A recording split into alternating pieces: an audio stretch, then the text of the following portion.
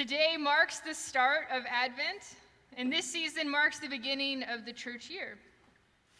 This season's also marked by the color purple and reminds us of the penitential nature of Advent, much like Lent. Purple is a royal color as well and reminds us of Jesus' kingship. Advent was not started as an antidote to Christmas, but some might say it has become that. We begin our cycle of readings with Jesus through the lens of different Gospels. We're going to hear readings about the first coming of Christ and the second coming of Christ, like we just did. Here in the church, you'll notice that we hold back on traditional Christmas decor. It will come, but we must wait. There are a lot of things in life that where we wait for a long period of time for something good, and the waiting in some ways can be sweet, deep, meaningful, and profound as the actual getting of the thing. Engagement before a marriage or pregnancy before a birth. I think we see this in the church year too. We have Lent before Easter and Advent before Christmas. These times give us space and help us make sense of what our life is like. Life is much more like Advent than Christmas, and much more Lent than Easter. It's a time for us to be alert, to pay attention. It's easy for us to lose sight in this season of Advent. It's easy to get drawn off sides with Christmas decorations, the endless advertisements for presents, the litany of Christmas movies on Netflix, and all the Christmas parties we must attend filled with potlucks and ugly sweaters and the white elephant gift exchange. We know where this journey is headed, but we need to pay attention. If not, we will find ourselves having a shallow experience when we get there. Speaking of journeys, my best friend from undergrad and her boyfriend were in town for Thanksgiving. It was great to have them in town sharing Thanksgiving together. Thursday evening, on the verge of a tryptophan-induced coma, I jumped to my feet, prepared to go cups of hot cocoa, as we drummed up the energy to make our way over to the University of the Incarnate Word, to see the campus all lit up with Christmas lights, and of course, to show her boyfriend where she and I went to school. As we walked around campus, we pointed out her freshman dorm, the auditorium where we met in country western dance class, and other important places. The campus has changed and grown so much over the years since we've graduated, and so much has stayed the same. When we were in undergrad, the university had this motto that they advertised on the side of VIA buses, and it read, "The University of the Incarnate Word, the universe is yours," which seemed a bit out of touch since most of us graduated into a full-on recession, the collapse of the housing market, and we were all lucky to be employed at all. Most of us moved home with our parents, me. Some of us stayed in school and accumulated more student loan debt, and others became underemployed, also me. It felt like the universe was anything but ours. It felt like it was out of control, totally unpredictable, and not anything at all like what they had promised. They have since updated their motto and hung it on a banner in the Student Center, and it reads, "In loving, we become the Word." This motto feels much more incarnational and in touch with the spirit and ethos of the sisters. In our gospel reading this morning, Jesus confronts us with this apocalyptic image and the second coming of himself. There will be signs in the sun, the moon, and the stars, and on the earth distress. Among nations confused by the roaring of seas and the waves, people will faint from fear and foreboding of what is to come upon the world, for the powers of heaven will be shaken. Then they will see the Son of Man coming in a cloud with power and great glory. Jesus is letting us know that there will be full-on chaos, not just in one aspect of life, but in all aspects of life. He's giving us a clear picture of what it's like when things are not all right. And since Jesus spoke these words, these things have taken place. There was certainly a lot of distress in the Roman Empire and distress after and now. This year we saw a solar eclipse and powerful hurricanes this season.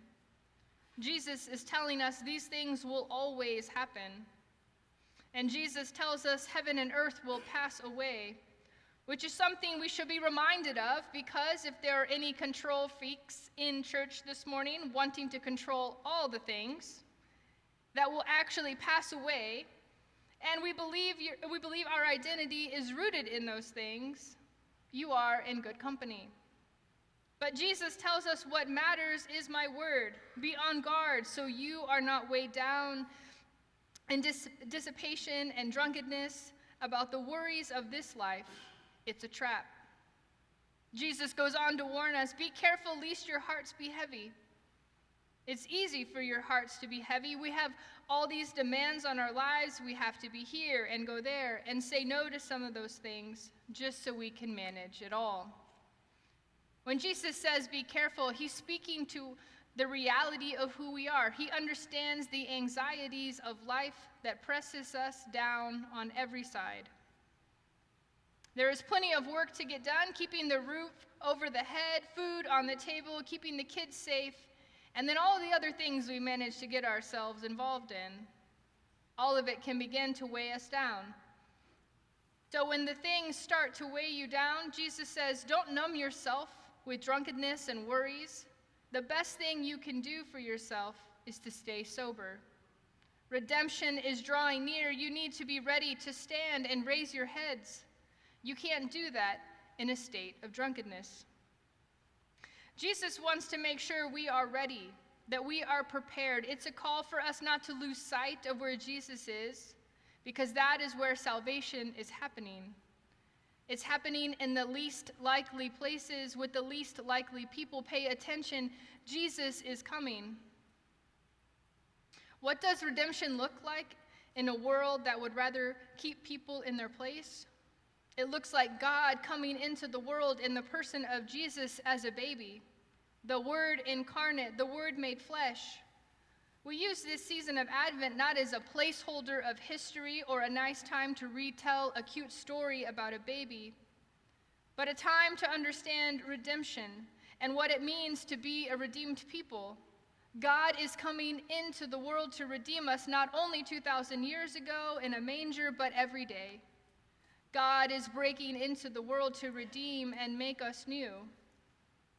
And while we are called to wait in this season of Advent, Advent is also active as we anticipate and celebrate Jesus coming into the world right now, all the time. Be on guard for that. Ready your hearts for this unexpected breaking into the world. It could happen at any moment. The apocalyptic language and imagery Jesus uses in our gospel reading reveals to us what is behind all the wrapping paper, behind what we've wrapped Christmas up in. It reveals something deeper and more meaningful.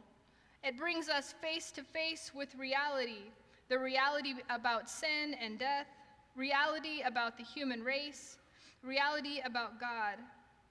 Something ultimate has entered our world, someone that calls us to attention, calls us out of our daily preoccupations and our points of view.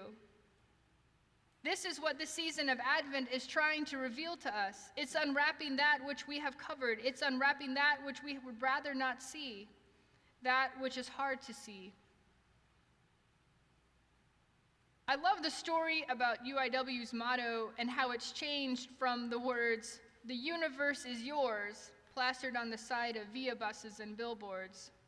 I love it because at the time, it was so true. My parents and the parents of fellow classmates believed in that motto and believed in our educational pursuits. They weren't bad or wrong for believing it. The education we received was a good one. But the promise about the universe was a bit much. It was out of touch. It wasn't true to the world in which we lived then or now. It was missing something that we have come to miss in this Advent season too. It was missing a call to action. It was missing a response about how we're to live in the world, how to live in a universe that is anything but ours, how to live in a world that is out of control, totally unpredictable, and not at all what our parents had promised. In loving, we become the Word. Such a better motto. A call to action and true. In loving, we become more like Jesus, the incarnate Word, the Word made flesh, the Prince of Peace, the Lord of Lords. In loving, we find ourselves ushering Christ into the world in the most unlikely places. So instead of wrapping up Christmas with paper and bows, let us uncover and reveal the truth about it. Let us be a people who are alert and awake. Let us be sober and ready for a God who is breaking into the world to redeem us. And on that day, may we have the strength to stand up and raise our heads to stand before the Son of Man. Amen.